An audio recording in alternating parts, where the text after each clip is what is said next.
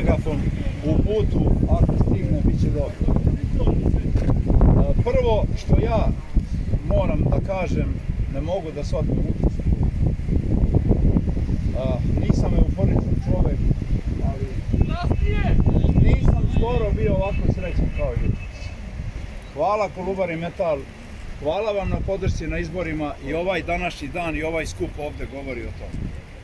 61,30 i nešto posto smo dobili u Kolubari Metal, a druga strana je prikazala da je imala više od 50%. A svi znamo da nisu imali ni 20%. Ali nije cilj ovog okupljanja da pričamo o tome. To je prosto jedna konstatacija koja je iza nas. Ali nažalost, važno je pomenuti iz razloga što ovi ljudi iz metala, kao ni mi, još uvek ne raspolažemo računima i ne možemo da funkcionišemo kao normalan sindikat. Ljudi, šta da vam kažem, ljudi? Ili da sačekamo megafon, ja glasnije od ovoga ne mogu, ljudi.